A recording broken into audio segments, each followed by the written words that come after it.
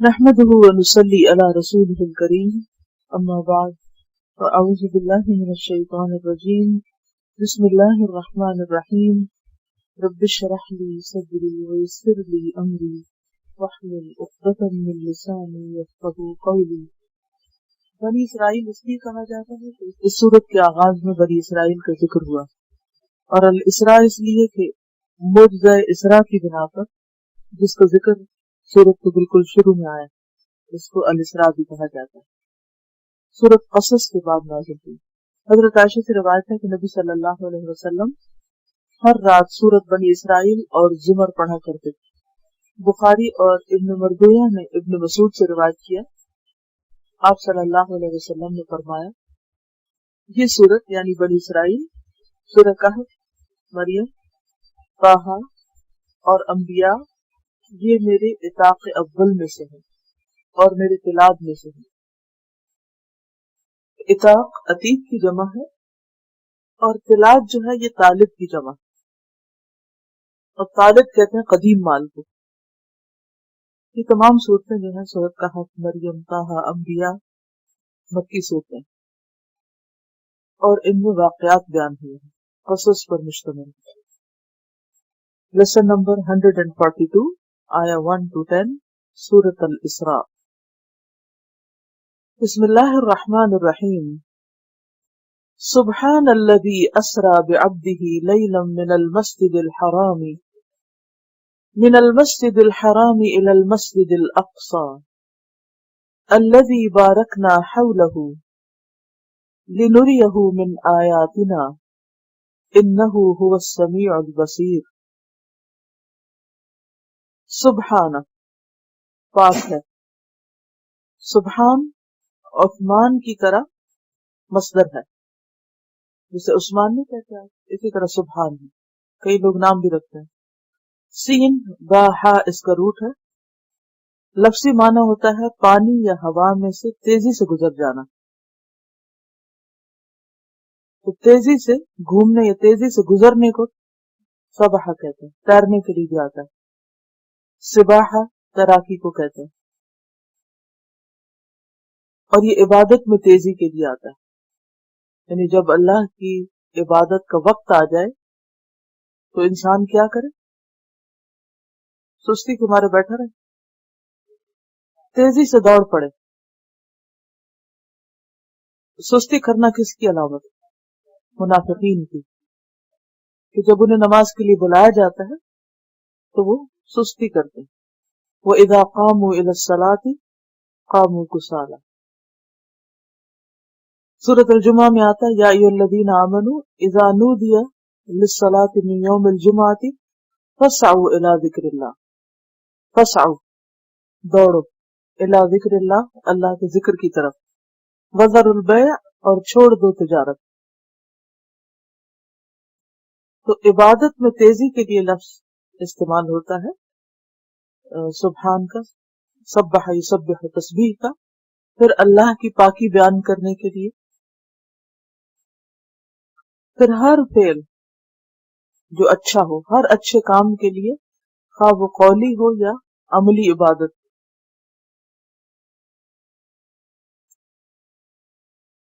یہاں پر پاکی بیان کرنے کے معنوں میں آیا سبحان الذی، پاک ہے وہ ذات، کس سے؟ ہر کمزوری سے، ہر نقص اور ہر عیب سے۔ الذی وہ جس نے، یا وہ جو، اسرا رات کے وقت لے گیا، رات کو سفر کرایا۔ سین را یا اس کا روٹ ہے۔ بعبدہ اپنے بندے کو، یعنی محمد صلی اللہ علیہ وسلم کو۔ سورۃ النجم میں بھی آپ کے لیے عبد کا لفظ آتا ہے، اوحا الی عبدہ ما اوحا، اللہ نے وحی کی اپنے بندے کی طرف جو بھی اس نے وحی کی۔ لیلاً رات کے وقت، من المسجد الحرام مسجد حرام سے، الی المسجد الاقصی مسجد اقصی تک یا مسجد اقصی کی طرف۔ اقصی کا لفظ جو ہے قاف صاد واو سے ہے، العدوۃ القصویٰ پیچھے آپ پڑھ چکے، دور کا کنارہ. اقصی بہت دور، کس سے دور؟ مسجد حرام سے دور. ان دونوں کے درمیان 40 رات کا فاصلہ. یعنی پہلے دور میں جس طرح سفر کیا جاتا تھا اونٹوں وغیرہ پر، ایک جگہ سے دوسری جگہ پہنچنے کے لیے کتنا وقت لگتا تھا؟ 6 ویکس، اور واپسی کے 6 ویکس اگر کوئی صرف جائے اور آئے. الذی بارکنا حولہ، وہ جو، یعنی مسجد اقصی کون سی مسجد ہے؟ وہ ہے جو بارکنا، برکت دی ہم نے، یعنی دین و دنیا کے اعتبار سے.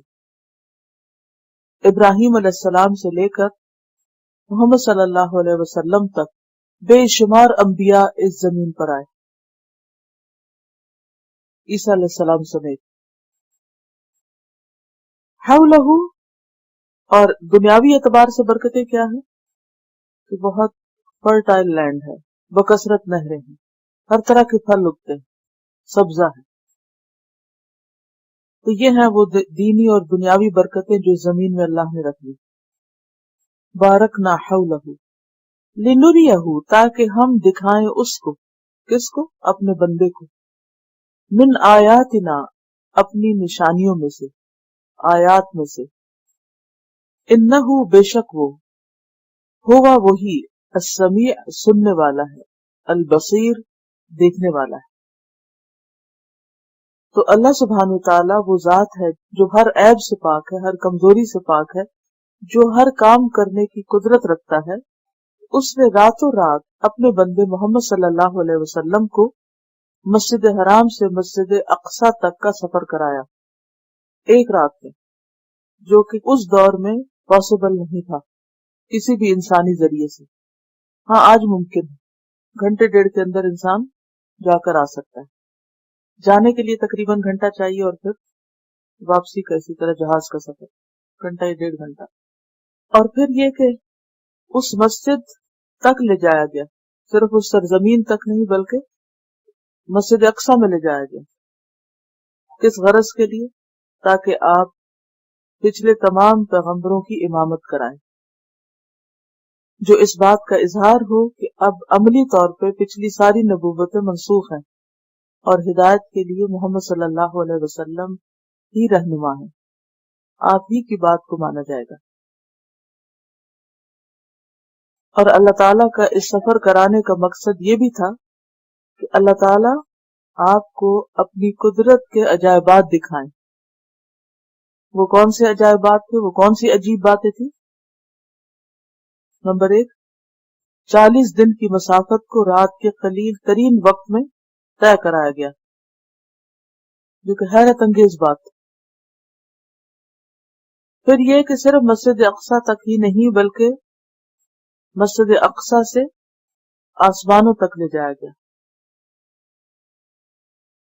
پھر انبیاء کو مجسم بنا کر دکھایا گیا، ان سے ملاقات کرائی گئی اور آپ نے ان کی امامت کرائی. پھر آسمانوں پر دیگر چیزوں کے مشاہدات کیے، جنت اور جہنم وغیرہ کو دکھایا گیا. تو یہ بہت سی نشانیاں ہیں جو اللہ سبحانہ وتعالیٰ نے اپنے بندے محمد صلی اللہ علیہ وسلم کو دکھائیں. انہ هو السمیع البصیر، بے شک وہ سننے والا ہے، دیکھنے والا ہے. کیا سننے والا ہے؟ نبی صلی اللہ علیہ وسلم کی باتیں، آپ کی دعائیں. اور دیکھنے والا آپ کے حال کو اور جو کچھ آپ کے دشمن آپ کے ساتھ کر رہے تھے. تو یہ واقعہ جو پیش آیا اسراء اور معراج کا، اسراء اور معراج دو واقعے ہیں. اسراء کہتے ہیں مسجد حرام سے مسجد اقصی تک کے سفر کو، اور معراج کہتے ہیں مسجد اقصی سے آسمانوں کے سفر کو. اس کی تفصیلات حدیث کی کتابوں میں ملتی ہیں، دونوں سفروں کی. شب معراج، شب معراج سے مراد وہ رات ہے جس میں نبی صلی اللہ علیہ وسلم مسجد اقصی سے لے کر 7ویں آسمان تک گئے اور اللہ سبحانہ وتعالیٰ سے ہم کلام ہوئے. یہ واقعہ کب پیش آیا؟ ہجرت سے تقریباً 1 سال قبل، بعض روایات میں 16 ماہ قبل کا کہا جاتا ہے. اس وقت مکہ کے حالات بہت سخت تھے، ہر طرح سے آپ کی مخالفت ہو رہی، اور یوں لگتا تھا کہ جیسے اب اسلام کا یہ چراغ بجھا دیا جائے گا۔ تو عین اس پرمشقت وقت میں نبی صلی اللہ علیہ وسلم کو اللہ سبحانہ وتعالی نے مسجد اقصی تک کا سفر کرا کر اور پھر آسمانوں پر بلا کر زبردست نشانیاں دکھائیں، اور اس بات کا عملی طور پر اعلان کر دیا گیا، آپ کو تسلی دے دی گئی کہ آپ کا مشن مکمل ہوگا، اسلام کی تاریخ اپنی کامیابی تک پہنچے گی، اور اللہ تعالیٰ آپ سے کیے ہوئے سارے وعدے پورے کرے گا، جس کے لیے کوئی بڑے سے بڑا کام بہت آسان ہے، اور اپنے بندے کو ایک رات میں ایک جگہ سے دوسری جگہ لے جانا اور پھر واپس پہنچانا اس کے لیے کچھ مشکل نہیں۔ اگر یہ ممکن ہے تو پھر مکہ کی سرزمین پر اسلام کا پھیلنا بھی ممکن ہے، تو آپ پریشان نہ ہوں۔ اس سے ہمیں ایک بہت بڑا سبق ملتا ہے، اور وہ یہ ہے کہ حالات بظاہر کتنے بھی تنگ ہوں، کتنی بھی شدید مشکلات ہوں، اللہ تعالیٰ کے لیے کوئی مشکل ہے ہی نہیں، وہ ہر کام پر قدرت رکھتا ہے، وہ ہر چیز کر سکتا ہے۔ جیسے وہ ایک رات میں اپنے بندے کو ایک مسجد سے دوسری مسجد اور دوسری مسجد سے پھر ساتویں آسمان تک لے جا سکتا ہے، اس کے لیے باقی کام بھی مشکل نہیں۔ اب دیکھیں کہ اس دور میں جب کہ جہاز نہیں تھے تو انسان کے لیے یہ بات اور بھی بہت بڑی تھی۔ آج جب جہاز ہے تو ہمیں لگتا ہے کہ اچھا مسجد حرام سے مسجد اقصی سے ٹھیک ہے جا ہی سکتے ہیں، لیکن ابھی بھی بہت سے لوگ ایسے ہیں کہ جو سفر معراج کو نہیں مانتے، کہتے یہ کیسے پاسبل ہے کہ نبی صلی اللہ علیہ وسلم زمین سے آسمان تک چلے اور وہ بھی ساتویں آسمان تک، کس طرح پاسبل؟ اللہ کے لیے کیا پاسبل نہیں، کیا ممکن نہیں؟ اسی لیے سورت کا آغاز کہاں سے ہوتا ہے؟ پاک ہے وہ ہر کمزوری سے، کوئی چیز اس کے لیے مشکل نہیں ہے جو تمہیں مشکل لگتی۔ اور اب آپ دیکھیے کہ انسانوں نے بھی ایسی چیزیں ایجاد کر لی ہیں کہ جو مثلا آواز کی رفتار سے چلتے ہیں، جیسے کانکورڈ طیارہ ہے، کم سے کم وقت میں اپنا فاصلہ طے کر لیتے ہیں۔ تو اگر انسان جیسی کمزور مخلوق کو اللہ نے اتنی صلاحیت بخشی ہے کہ ٹرانسپورٹیشن کے تیز ترین آلات تیار کر لے، تو خود اللہ سبحانہ تعالیٰ کے لیے کیا مشکل ہے؟ معراج کی تفصیلات کا موقع نہیں اور میں اس کو کٹ ڈاؤن کر رہی ہوں تاکہ آپ اصل میسج پر غور کرتے رہیں اور آپ اپنے طور پر تفسیر ابن کثیر یا کہیں سے بھی مزید تفصیلات پڑھ سکتے ہیں۔ وَآتَيْنَا مُوسَى الْكِتَابَ، اور ہم نے موسیٰ علیہ السلام کو کتاب دی۔ کون سی کتاب؟ تورات۔ وَجَعَلْنَاهُ هُدًى لِبَنِي إِسْرَائِيلَ، اور بنایا ہم نے اس کو ہدایت کا ذریعہ، کس کے لیے؟ بنی اسرائیل کے لیے۔ جیسے قرآن مجید تمام انسانوں کے لیے ہدایت کا ذریعہ ہے، اسی طرح تورات بنی اسرائیل کے لیے خاص طور پر ہدایت کا ذریعہ تھی۔ اور اس کتاب میں اللہ نے بندوں کو کیا میسج دیا؟ اللہ تتخذوا من دونی وکیلا، کہ نہ تم بناؤ میرے سوا کوئی وکیل، کوئی کارساز، کوئی ذمہ دار، کوئی مددگار جس کو اپنے تمام کام سپرد کیے جائیں، یعنی میرے سوا کسی کو مالک و مختار نہ سمجھو، کسی پہ بھروسہ نہ کرو، کیونکہ سب کچھ کرنے والا تو میں ہوں۔ جہاں تک تورات کا تعلق ہے تو تورات قرآن مجید کے بعد سب سے بڑی کتاب ہے۔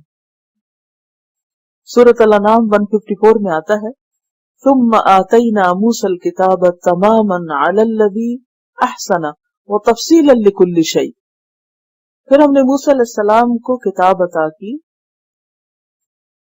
جو بہترین طریقے پر ہر چیز کی تفصیل بیان کرتی۔ ایک اور جگہ پر آتا ہے وَكَتَبْنَا لَهُ فِي الْأَلْوَاحِ مِنْ كُلِّ شَيْءٍ مَوْعِظَةً وَتَفْصِيلًا لِكُلِّ شَيْءٍ، نصیحت اور ہر چیز کی تفصیل ہم نے ان تختیوں میں بیان کی، کیونکہ لکھی ہوئی دی گئی تھی نا موسیٰ علیہ السلام کو۔ تو بات یہ ہے کہ اللہ سبحانہ وتعالیٰ نے ہر دور میں انسانوں کی ہدایت کا انتظام کیا ہے، اور جو جو انسانیت ترقی کرتی گئی اس کا ارتقاء ہوتا گیا، ذہنی ارتقاء ہوتا گیا، یعنی ذہنی طور پر انسان میچور ہوتا گیا، نئی نئی چیزیں بناتا گیا، تو اللہ تعالیٰ نے اسی اعتبار سے انسانوں کی ہدایت کا بھی سامان کیا۔ اور جب انسانیت اپنی میچورٹی کے خاص دور تک پہنچ گئی، یعنی محمد صلی اللہ علیہ وسلم کے زمانے تک، تو ان کو آخری کتاب دے دی گئی، اور وہ آخری کتاب قرآن مجید کیا ہے؟ پچھلی کتابوں کی بھی تصدیق کرتا ہے، اور ان میں جو صحیح باتیں ہیں ان کو کنفرم کرتا ہے، اور پھر ہر شک و شبہ سے پاک، اور قیامت تک کے لیے کوئی اس میں کسی طرح کی کوئی آلٹریشن نہیں کر سکتا۔ امت مسلمہ سے پہلے بنی اسرائیل اس لیے پیدا کیے گئے تھے کہ وہ صرف خود نہیں بلکہ تمام لوگوں کی ہدایت کا سامان کریں۔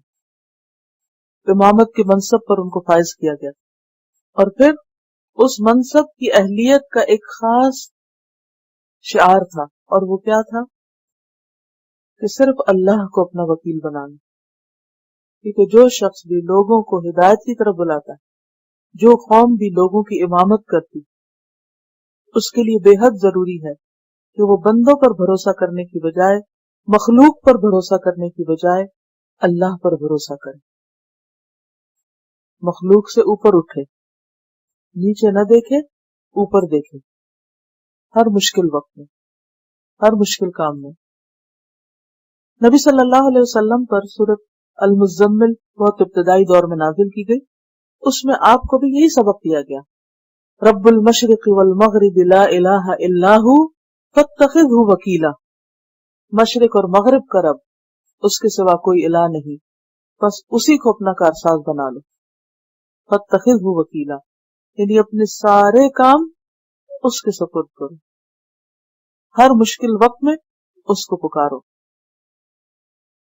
اور یہ ایک حقیقت ہے کہ جو شخص اللہ پر بھروسہ کرتا ہے اللہ اس کو کافی ہو جاتا ہے۔ وَمَن يَتَوَكَّلْ عَلَى اللَّهِ فَهُوَ حَسْبُهُ، جو اللہ پہ توکل کرتا ہے اللہ اس کے لیے کافی ہے، سورۃ الطلاق آیت 3۔ اور ہمیں حکم بھی دیا گیا ہے وَتَوَكَّلْ عَلَى الْحَيِّ الَّذِي لَا يَمُوتُ، بھروسہ کرو اس ذات پر جس کو کبھی نہیں مرنا۔ اور مشکل وقت میں ابراہیم علیہ السلام نے کیا پڑھا تھا؟ حسبی اللہ ونعم الوکیل۔ اسی طرح حسبنا اللہ ونعم الوکیل، جب بھی کوئی مشکل وقت ہو، جب بھی آپ دیکھیں کہ انسانوں کی طرف سے آپ کو کوئی پریشانی ہو، یا کوئی مدد کا وعدہ کر کے پیچھے ہٹ جائے، یا حالات کتنے بھی سخت کیوں نہ ہو، تو فوراً کیا پڑھیں؟ حسبی اللہ ونعم الوکیل، کیونکہ مخلوق میں سے کوئی چیز بھی پائیدار نہیں، ہمیشہ کے لیے نہیں۔ کسی بھی چیز پر آپ بھروسہ کریں گے وہ آگے سے بیٹھ جائے گی، ختم ہو جائے گی، فنا ہو جائے گی، یا کمزور ہے کہ وہ آپ کا بوجھ نہیں اٹھا سکتے۔ اس کے باوجود بھی ہم کیا کرتے ہیں؟ لوگوں پر بھروسہ کرتے ہیں، اپنے مال پہ بھروسہ کرتے ہیں، یا اپنی اولاد پہ کرتے ہیں، یا دوستوں پہ کرتے ہیں، یا بڑوں پہ کرتے ہیں۔ لیکن جو شخص اللہ کا کام کرتا ہے، اللہ پر ایمان رکھتا ہے، وہ ہمیشہ اللہ پر بھروسہ کرتا ہے، مشکل وقت میں اسی کو پکارتا ہے۔ یہاں بنی اسرائیل کو بحیثیت قوم یہ سبق دیا جا رہا ہے، اور کتاب کا خلاصہ بتا دیا گیا، یعنی پوری کتاب میں جو سبق ہے وہ کیا ہے؟ اللہ تتخذوا من دونی وکیلا، اور یہی توحید کا درس، یہی اللہ کی وحدانیت کا سبق۔ اللہ کو ایک ماننے کا مطلب کیا ہے؟ اسی کو خالق، اسی کو رازق، اسی کو مالک سمجھا جائے، اور مشکل وقت میں اسی پر بھروسہ کیا جائے۔ ذریۃ من حملنا مع نوح، ذریۃ اولاد ہو، یعنی اے بنی اسرائیل تم اولاد ہو کس کی؟ من حملنا، جن کو ہم نے سوار کیا تھا، مع نوح، نوح علیہ السلام کے ساتھ۔ کب؟ طوفان کے بعد۔ کتنے لوگ تھے؟ تقریباً 80 کے قریب تھے، پوری قوم میں سے چنے ہوئے، یعنی تم چنے ہوئے لوگوں کی اولاد ہو۔ کیونکہ باقی نسل انسانی پھر انہی سے چلی تھی. انہ کان عبدا شکورا، بے شک وہ تھا شکر گزار بندہ.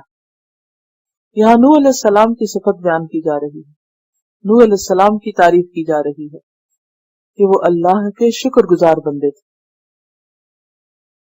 تو توکل کے بعد انسان کے اندر کیا صفت ہونی چاہیے؟ شکر کی. اسی لیے آپ دیکھیں قرآن مجید کا آغاز کہاں سے ہوتا ہے؟ الحمد للہ رب العالمین. سب تعریف اور حمد کا ایک معنی شکر بھی کیا جاتا ہے. شکر اللہ کے لیے ہے جو رب العالمین ہے. جب مشکل آئے تو توکل کریں، جو مشکل آسان ہو جائے تو شکر ادا کریں. تو بنی اسرائیل کو ان کا ماضی یاد دلایا جا رہا ہے کہ تم اللہ کے چنے ہوئے بندے. اللہ نے تمہیں نوح علیہ السلام کی اولاد میں سے ان لوگوں میں سے پیدا کیا کہ جن کو اللہ نے اپنے دین کے لیے چن لیا تھا، اور خود نوح علیہ السلام بھی شکر گزار بندے تھے جن پر اللہ نے انعام کیا تھا. سورۃ مریم 58 میں آتا ہے اولئک الذین انعم اللہ علیہم من النبیین من ذریۃ آدم وممن حملنا مع نوح. تو دوسری جگہ بھی نوح علیہ السلام کے ساتھ جو لوگ کشتی پہ سوار ہوئے ان کا خاص ذکر ہوا، کیونکہ وہ لوگ تھے کہ جنہوں نے ہزاروں لوگوں میں سے ایمان کو تھام کر رکھا اور اللہ پر بھروسہ کیا اور ساری مشکلات کو ایک طرف رکھ کر اپنے نبی کا ساتھ دیا اور وہی فلاح پا گئے. زیادہ تر لوگوں کی عادت کیا ہوتی ہے؟ وہ کس کا ساتھ دیتے؟ میجورٹی کا. وہ یہ نہیں دیکھتے کہ حق کیا ہے، سچ کیا ہے، وہ یہ دیکھتے ہیں کہ ٹرینڈ کیا ہے، زیادہ لوگ کیا کر رہے ہیں، اور یہیں سے دھوکہ کھا جاتے ہیں کہ جو کام زیادہ لوگ کر رہے ہیں شاید وہی ٹھیک ہوگا. میجورٹی از اتھارٹی، جبکہ ایسا نہیں ہے. بعض اوقات تھوڑے لوگ بھی زیادہ بہتر ہوتے ہیں، زیادہ بہتر کام کر سکتے ہیں بنسبت بہت زیادہ تعداد کی. وَقَضَيْنَا إِلَى بَنِي إِسْرَائِيلَ، یہاں پر قضا کا لفظ آیا ہے. قضا الہ کا معنی ہوتا ہے کسی کو بتانا لیکن وضاحت کے ساتھ. ایک ہوتا ہے نا کسی کو خبر دینا، کسی کو علم دینا، بتانا، لیکن یہاں عام لفظ استعمال نہیں ہوا، قضا کا لفظ آیا. آگے بھی یہ لفظ آئے گا وَقَضَىٰ رَبُّكَ، تیرے رب نے فیصلہ کر دیا، یعنی وضاحت کے ساتھ بتا دیا. کہ جب کوئی فیصلہ سنایا جاتا ہے تو آپ نے دیکھا ہوگا کہ وہ بہت کلیئر کٹ اور بہت واضح عبارت میں ہوتا ہے، اور الہ کا لفظ جب آیا ہے تو اس میں وضاحت کا مفہوم بھی آ گیا کہ اور ہم نے وضاحت کے ساتھ بتا دیا. کس کو؟ بنی اسرائیل، بنی اسرائیل کو. فل کتابی، کتاب میں. کس کتاب میں؟ تورات میں. کیا بتا دیا؟ لَتُفْسِدُنَّ فِي الْأَرْضِ، البتہ تم ضرور فساد کرو گے زمین میں. زمین سے مراد شام کی سرزمین یعنی بیت المقدس. مرتین، دو بار. وَلَتَعْلُنَّ، اور البتہ تم ضرور چڑھ جاؤ گے. عُلُوًّا کبیرہ، چڑھنا بہت بڑا. اور علو کا دوسرا معنی سرکشی کرنا، بہت زیادہ سرکشی کرو گے. یہاں اللہ سبحانہ وتعالی بنی اسرائیل کو ان کے بگاڑ کے بارے میں بتا رہے ہیں کہ تم زمین میں ضرور فساد کرو گے. اس کا یہ مطلب نہیں کہ اللہ نے لکھ دیا کہ تم اب کچھ اور کر نہیں سکتے. تو مطلب یہ کہ اللہ کو آنے والے حالات کا بھی علم ہے. اس سے اللہ تعالیٰ کی قدرت ظاہر ہوتی کہ جو کچھ اللہ تعالیٰ نے فرمایا پھر وہ ہو کر رہا. تو یہ کیا ہے؟ دراصل اللہ کے وسیع علم کی دلیل کہ وہ ماضی کو بھی جانتا ہے، وہ حال کو بھی جانتا ہے، اور وہ مستقبل کو بھی جانتا ہے، اور اس کے سوا کوئی اور نہیں جانتا. تو اللہ نے بنی اسرائیل کے بارے میں پہلے سے بتا دیا کہ تم ایسا ضرور کرو گے کہ زمین میں 2 بار خوب فساد کرو گے اور خوب سرکشی دکھاؤ گے. اب یہ کون سا فساد تھا؟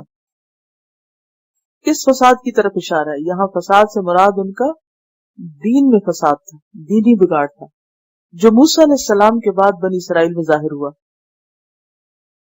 انہوں نے تورات پر عمل کرنا چھوڑ دیا، پیغمبروں کو قتل کیا، زکریا اور یحییٰ علیہ السلام کو قتل کیا، عیسیٰ علیہ السلام کے قتل کا ارادہ کیا، اور ان فسادات کی جو تفصیل ہے وہ تورات میں اور انجیل میں موجود ہے۔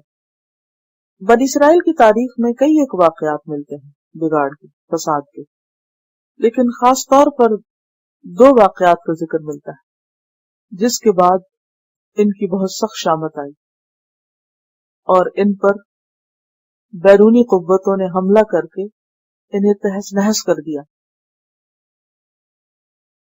ان کی کتابوں کو جلا ڈالا، ان کی عبادت گاہ کو ڈھا دیا۔ اور بنیادی وجہ کیا تھی کہ انہوں نے اللہ کی کتاب پر عمل کرنا چھوڑ دیا اور دوسروں کو ہدایت کی طرف لانے کی بجائے خود ان کے اثرات قبول کر لیے۔ اللہ نے تو بنی اسرائیل کو امامت کے منصب کے لیے چنا تھا کیونکہ ان کو دنیا بھر پر فضیلت دی تھی۔ پیچھے آپ سورۃ البقرہ میں پڑھ چکے ہیں کیا؟ یا بنی اسرائیل اذکروا نعمتی التی انعمت علیکم وانی فضلتکم علی العالمین، کہ میں نے تمہیں سارے جہان والوں پر فضیلت دی۔ تو جب اللہ تعالیٰ کسی قوم کو فضیلت دیتا ہے اور اس قوم کو کتاب دیتا ہے تو اس پر کیا لازم آتا ہے کہ وہ اس کتاب کا حق ادا کرے، اور اگر وہ کتاب کا حق ادا کرے اور جو کچھ ان سے کہا جا رہا ہے اس کو وہ کرے تو اللہ تعالیٰ آخرت کے علاوہ دنیا میں بھی اس قوم کو کامیابی دیتا ہے، اور اگر وہ اپنا کام نہ کرے جس کے لیے اللہ نے اس کو پیدا کیا ہے تو آخرت کے علاوہ دنیا میں بھی سخت سزا ملتی ہے۔ یہ ہے دراصل سبق اس میں۔ اب مختصراً یہ بتا دیتی ہوں کہ یہ 2 بار کا بگاڑ کیا تھا۔ پہلے بگاڑ کی تفصیل عہد نامہ قدیم میں ملتی، اولڈ ٹیسٹمنٹ میں، اسی طرح زبور میں بھی ملتی ہے تفصیل، اور دوسرے بگاڑ کی تفصیل عیسیٰ علیہ السلام کی زبان سے نیو ٹیسٹمنٹ میں ملتی، انجیل میں موجود۔ تو بنیادی طور پر بات یہ تھی کہ جب یہ داعی کی بجائے مدعو بن گئی، یعنی دعوت دینے والوں کی بجائے وہ بن گئے جن کو دعوت دی جاتی ہے، اور شرک کرنے لگے اور کھلم کھلا باہم اختلاف کرنے لگے، تو اللہ تعالیٰ نے ان پر شدید عذاب نازل کیا۔ کیا ہوا؟ فَإِذَا جَاءَ وَعْدُ أُولَاهُمَا، پھر جب آ گیا وعدے کا وقت ان 2 میں سے پہلے کا، اولا پہلا، جب پہلے وعدے کا وقت آ گیا، بَعَثْنَا بھیجا ہم نے، علیکم تم پر، کسے؟ عبادن بندوں کو، لنا ہمارے لیے، جو ہمارے بندے تھے، اولی بأس شدید سخت جنگجو، اولی کا مطلب والے، بأس قوت یا جنگ، شدید سخت، سخت لڑاکے لوگ۔ فجاسو خلال الدیار، تو وہ گھس گئے گھروں کے درمیان۔ جاسو کا لفظ جو ہے یہ جیم واو سین سے ہے، جوس، کسی چیز کے درمیان تک جا پہنچنا یا کسی چیز کی طلب میں انتہا کو پہنچ جانا، فساد اور لوٹ کے لیے گھروں میں گھس جانا۔ تو ہوا یہ کہ جب اللہ تعالیٰ نے ان کی سرکشی اور بگاڑ کی وجہ سے ان پر غیر قوم کو مسلط کیا تو وہ ان کے گھروں میں گھس گئے اور جہاں کسی کو پایا اس کو قتل کر ڈالا، ان کی عمارتیں تباہ کر دی۔ اور یہاں اشارہ ہے بخت نصر کی طرف جو بابل اور نینوا کا بادشاہ تھا، اس کے ہاتھوں بنی اسرائیل کی تباہی ہوئی۔ 586 قبل مسیح، عیسیٰ علیہ السلام کے آنے سے تقریباً 600 سال پہلے کی بات ہے۔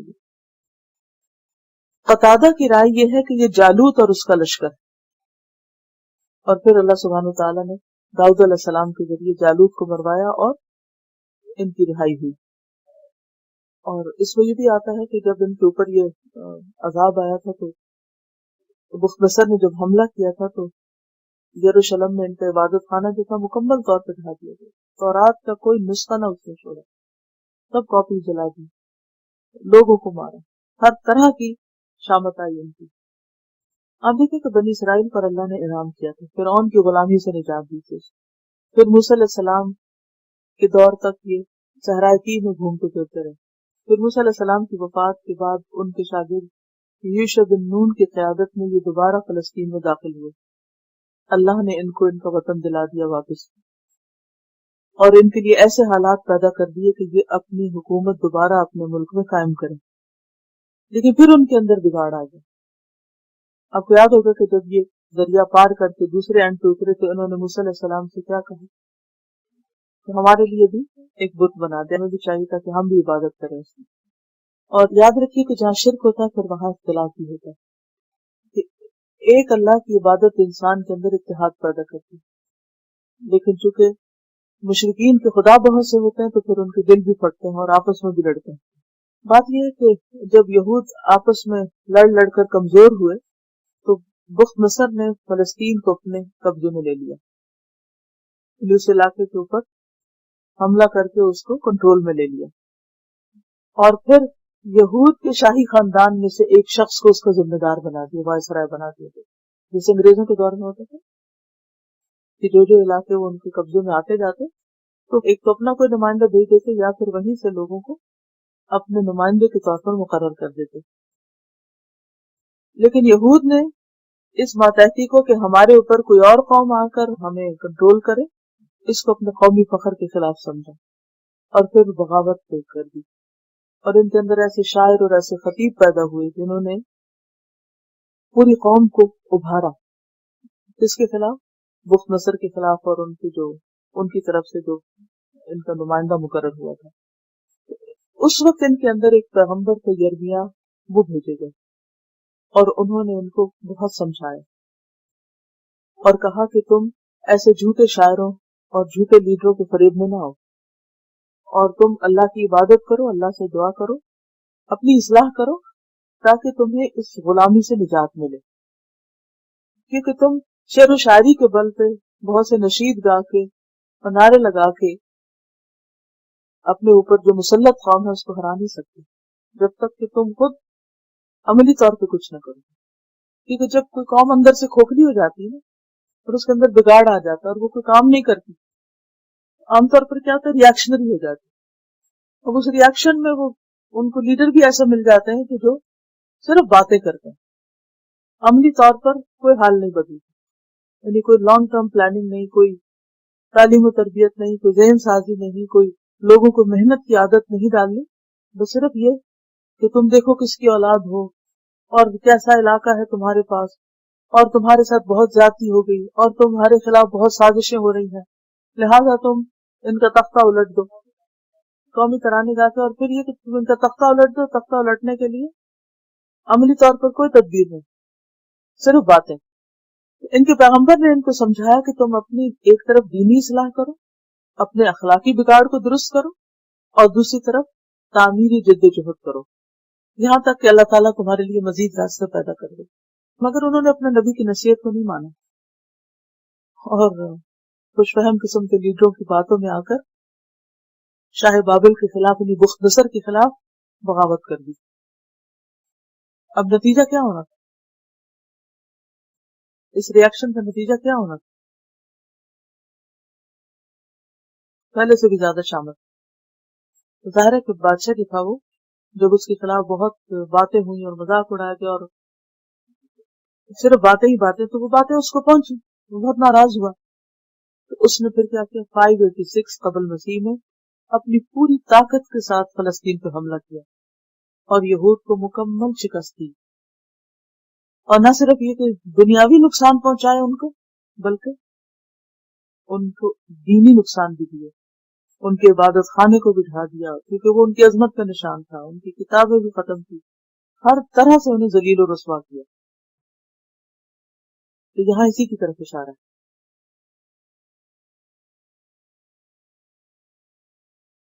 پھر کیا ہوا؟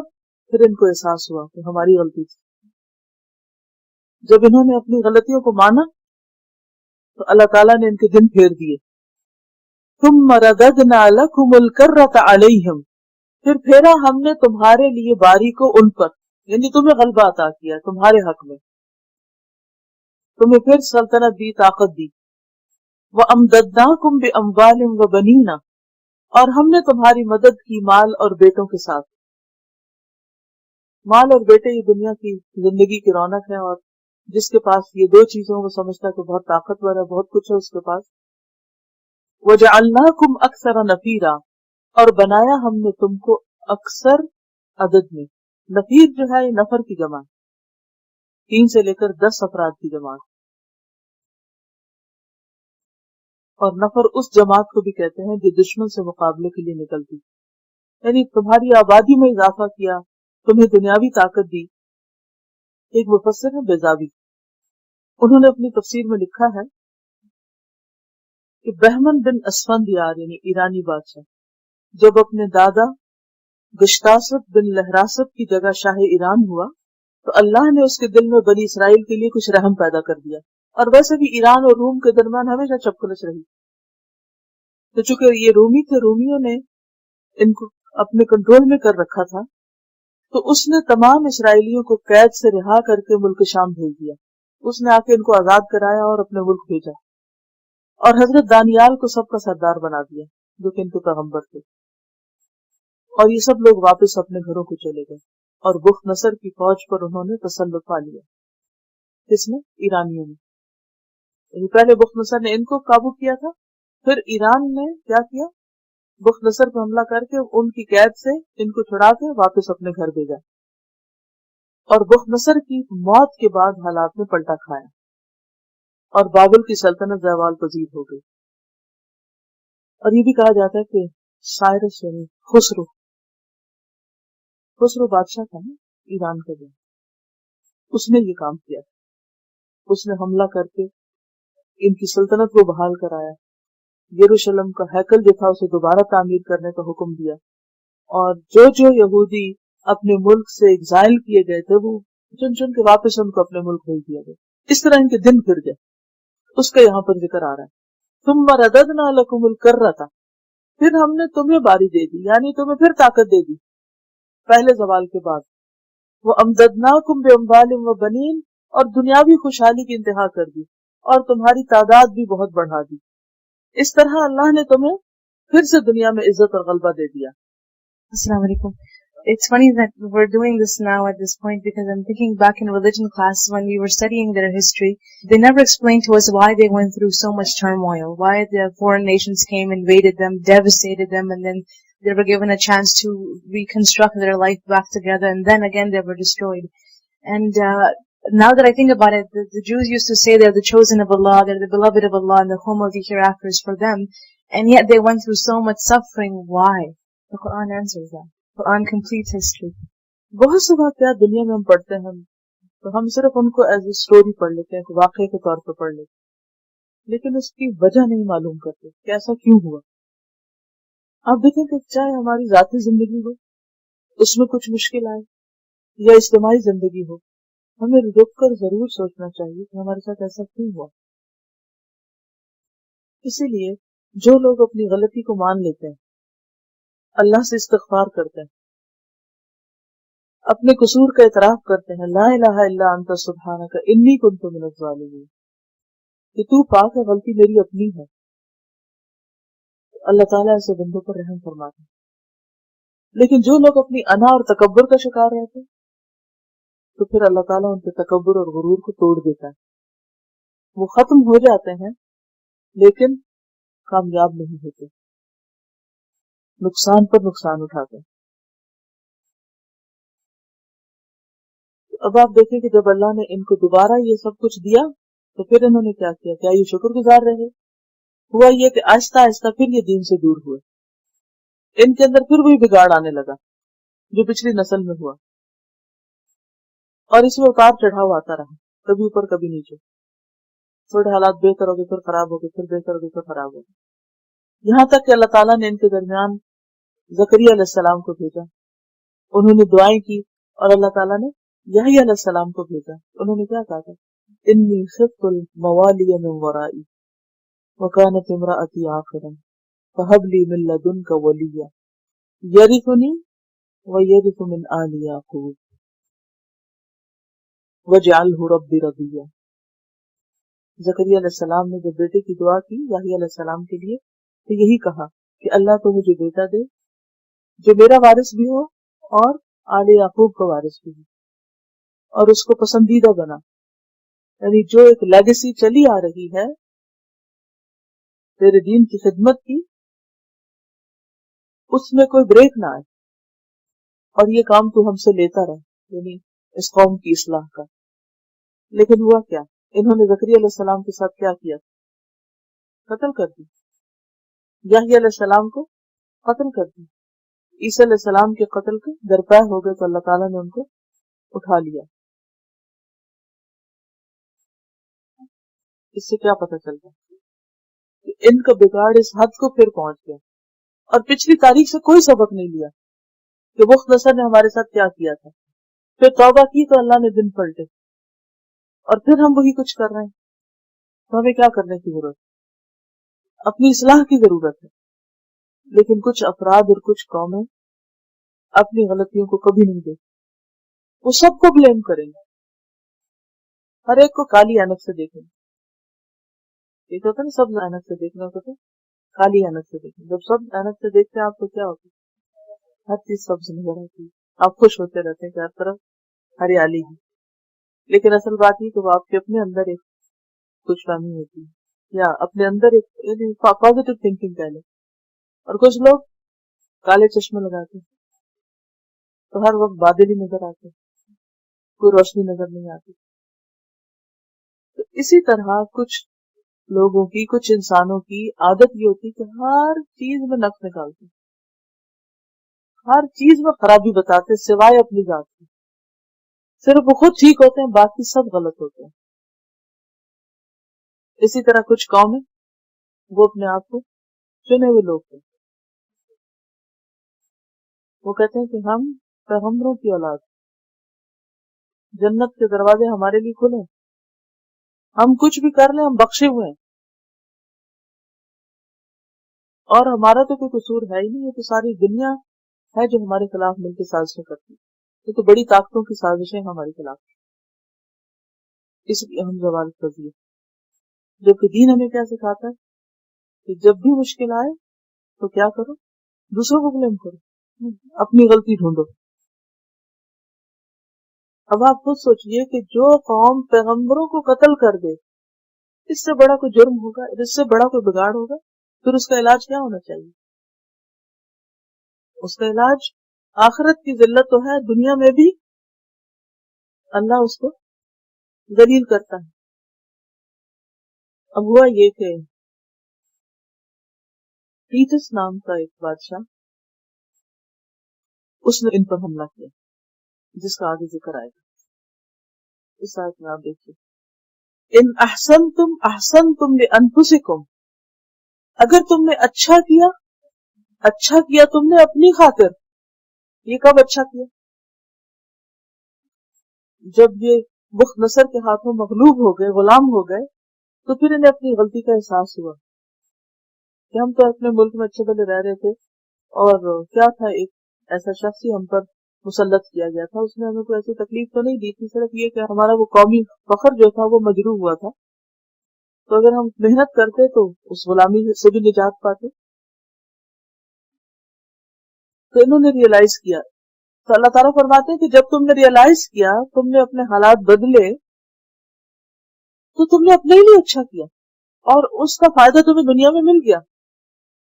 کہ سائرس کی وجہ سے تمہیں آزادی ملی, اور تمہارے حالات اچھے ہو گئے, تمہیں تمہارا ملک واپس مل گیا, تمہارا عبادت خانہ دوبارہ تعمیر ہو گیا. لیکن پھر تم نے برا کیا. وَإِنْ أَسَأْتُمْ, اور اگر تم نے برا کیا یعنی فساد کے ذریعے, فَلَهَا, تو پھر اپنے ہی لیے کیا. فَإِذَا جَاءَ وَعْدُ الْآخِرَةِ, پھر جب آ گیا دوسرا وعدہ, دوسرے وعدے کا وقت آ گیا.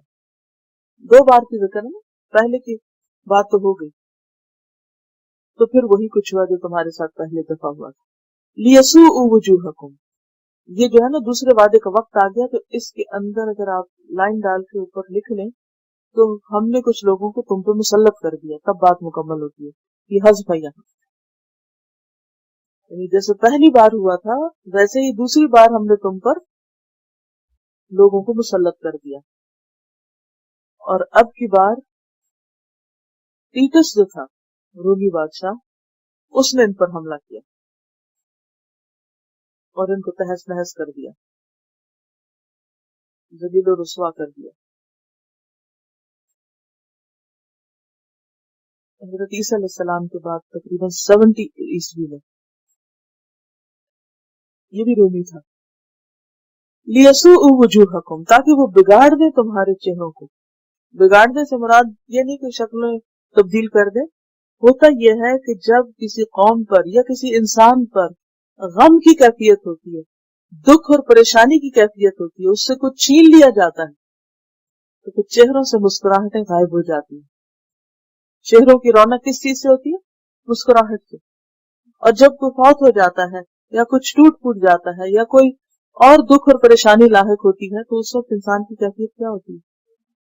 رونی صورت ہوتی ہے، چہرے بگڑ جاتے ہیں۔ کبھی آپ نے دیکھا ہوگا خوف کے عالم میں لوگوں کی تصویریں، جنگ کے دوران یا کسی آفت اور طوفان کے وقت یا خوف کے وقت یا موت کے وقت۔ اسی طرح جب ان پر دوبارہ حملہ ہوا تو ان کے چہرے بگڑ گئے، ان کی شکلیں بگڑ گئیں، شکلیں غمناک ہو گئی، دینی اور مالی اور اخلاقی زوال ہو گیا، جس کی وجہ سے ان کی رونق جاتی رہی۔ وجوہ کا لفظ ویسے تو چہرے کے لیے، اسپیس کے لیے آتا ہے، لیکن آؤٹ لک کے لیے بھی آ سکتا ہے۔ تو تمہارا جو آؤٹ لک تھا یا اوور آل جو تمہاری سچویشن تھی وہ ساری بگڑ کر رہ گئی، ہر لحاظ سے زوال ہو گیا، کوئی عزت، کوئی شان و شوکت، کچھ بھی باقی نہ رہا۔ وَلِيَدْخُلُوا الْمَسْجِدَ كَمَا دَخَلُوهُ أَوَّلَ مَرَّةٍ، اور تاکہ وہ داخل ہو جائے مسجد میں یعنی بیت المقدس میں، کما جیسا کہ دخلوہ وہ داخل ہوئے اس میں، اول مرتن پہلی بار، وَلِيُتَبِّرُوا مَا عَلَوْا تَتْبِيرًا، اور تاکہ وہ غارت کر دیں، تباہ کر دیں جس پر بھی وہ قابو پائیں۔ تباہ کرنا، تہس نہس کرنا، نیست و نابود کرنا۔ تبار کہتے ہیں ہلاکت اور تباہی کی، تابارا اس کا روٹ ہے، غارت کرنا یعنی جس پر بھی قابو پائیں اسے تباہ و برباد کر دیں۔ تو بات یہ ہے کہ اللہ کسی پر ظلم نہیں کرتا۔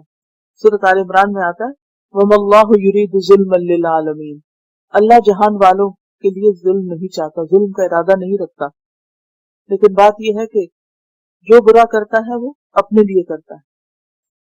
جب تم بڑے جرائم کرو گے تو شامت بھی بڑی آئے، اور بڑے جرائم میں کیا تھا؟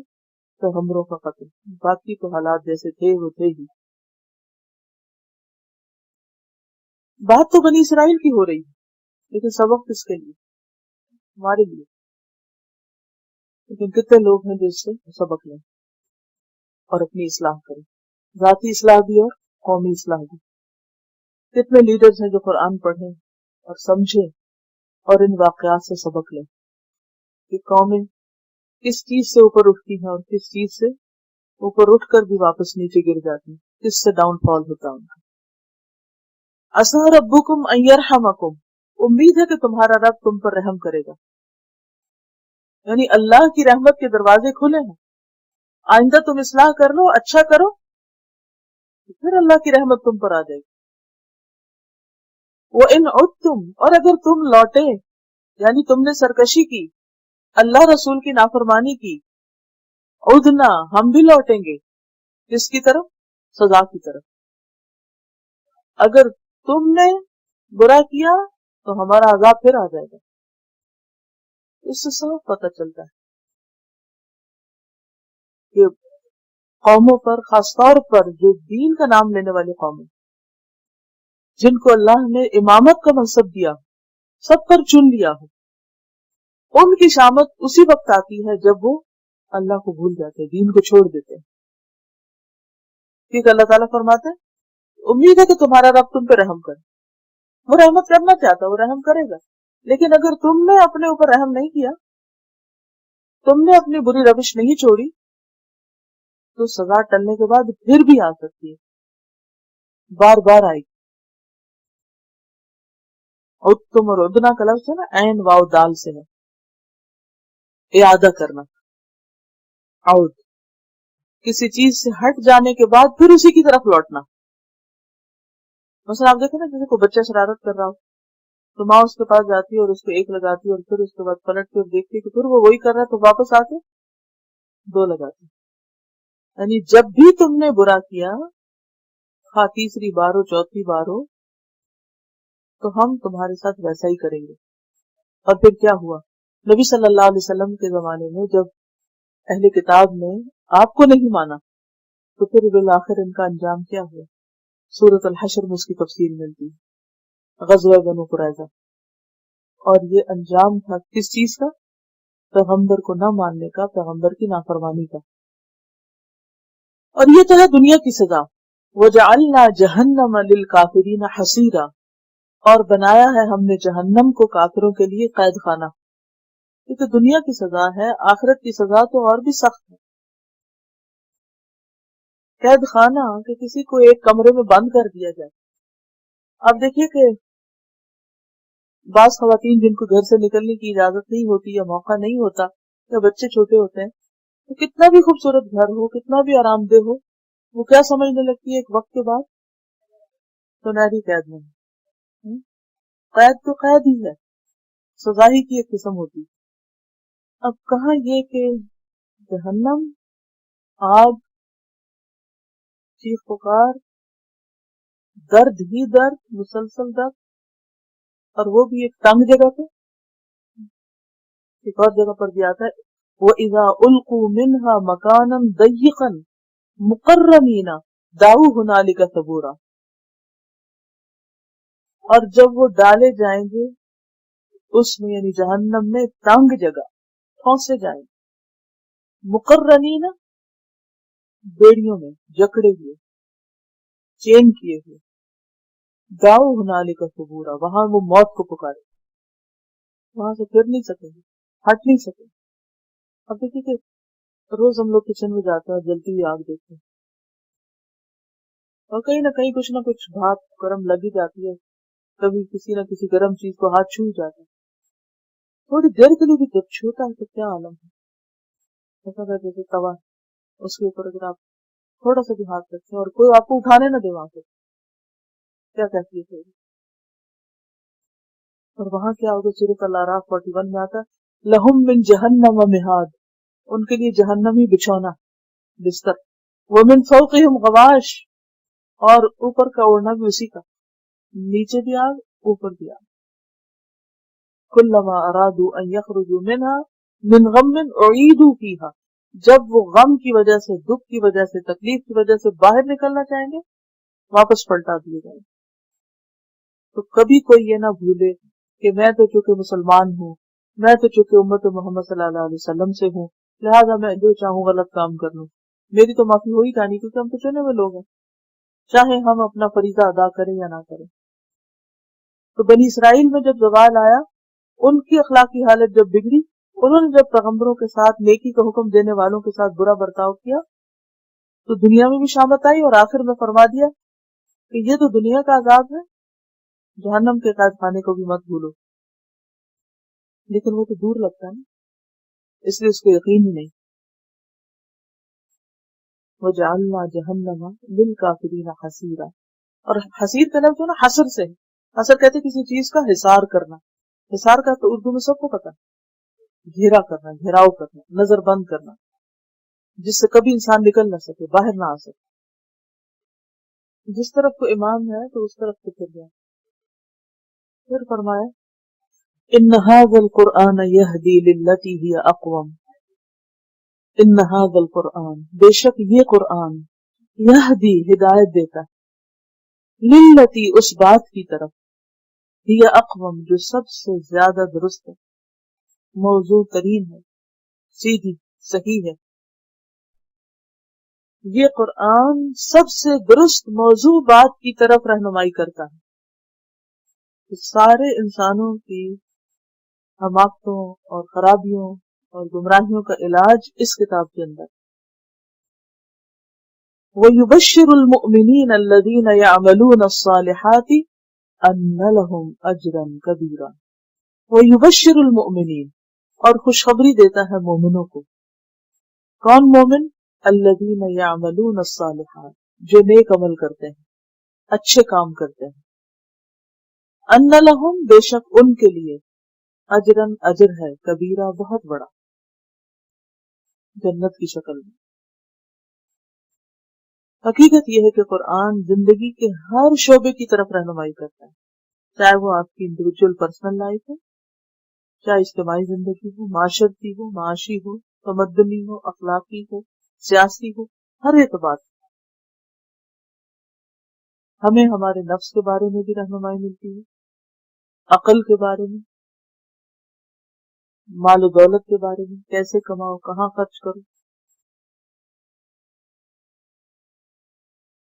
حضرت علی کا ایک شعر ہے، جمیع العلم فی القرآن لیکن تقاصر عنہ افہام الرجال. تمام علوم قرآن میں موجود، ہر چیز کا سرا اس میں موجود. پچھلے دنوں مجھے ایک میل کسی نے بھیجی، کسی خاتون نے، وہ کہتی ہیں کہ مجھے کامیابی کے موضوع پر پڑھنے کا بہت شوق، اور جب کبھی کوئی کتاب کسی سکسیس فارمولا کے بارے میں نکلتی تو میں اسے ضرور خرید لیتی، خواہ وہ کتنی مہنگی کیوں نہ. کہتی کہ میری لائبریری میں تقریباً 1000 کتابیں اس ٹاپک پہ ہیں، جو ان کی پرسنل لائبریری. تو میں نے سب کچھ پڑھ ڈالا، کس لیے؟ کہ میں کامیاب ہو سکوں. وہ کہتی کہ دل کو پھر بھی یقین نہیں آیا، تسلی نہیں ہوئی. تو خیال آیا کہ کسی اسلامی بک سٹور پر جا کر کچھ دیکھوں. تو دارالسلام پر گئی، وہاں سے قرآن مجید کی کاپی لی. اب وہ کاپی بڑی تھی. وہ کہتی کہ اب وہ ہر وقت ادب حائل ہوتا تھا کہ کیسے پڑھوں. ویسے تو ہم کتابیں لیتے بیٹھے اٹھتے چلتے پھرتے پڑھتے رہتے ہیں. تو میں نے سوچا کہ کیوں نہ کوئی چھوٹے سائز کا ہلکا والا لے. یعنی دوبارہ گئی تو ہلکے سائز کی، چھوٹے سائز کی قرآن پاک کی کاپی لی، اور ساتھ ہی آپ کی سیریز کا سیٹ مل گیا، اور میں نے قرآن پاک کو پڑھنا شروع کر دیا. وہ کہتی کہ جو کچھ میں نے ان 1000 کتابوں میں پڑھا تھا اس سے زیادہ مکمل آنسر ہر سوال کا قرآن کے اندر ہے. وہ 1000 کتابیں ایک طرف، اور جو کچھ اس کتاب میں ہے وہی دراصل انسان کی ہدایت کے لیے کافی ہے. لیکن ہم 1000 کتابیں پڑھ کر تو پھر فخر محسوس کرتے ہیں، لیکن اس ایک کتاب کو پڑھنا ہمارے لیے انتہائی بھاری، بہت مشکل. جبکہ یہ قرآن سب سے بہترین، موضوع ترین، آسان ترین، سچی سیدھی راہ دکھاتا ہے کسی بھی مسئلے میں کیا کرنا چاہیے انسان کو. تو حضرت علی کہتے ہیں جمیع العلم فی القرآن لیکن سارے علوم ہیں قرآن میں، لیکن تقاصر عنہ افہام الرجال، انسانوں کی عقلوں کا قصور ہے، وہ سب کچھ پا نہیں سکتے، سب کچھ انہیں سمجھ نہیں آتا. ہماری عقل اور زندگی کم ہے، کیپیسٹی کم ہے لینے کی، چھوٹا سا ظرف ہے، اس سے آگے جاتے ہی نہیں ہے. صرف اوپر سے چند چیزیں پڑھ لیتے ہیں، اور اوپر سے بھی سمجھ کے نہیں پڑھتے، صرف رٹا بازوقت لگا لیتے ہیں یا صرف میمورائز کر لیتے ہیں.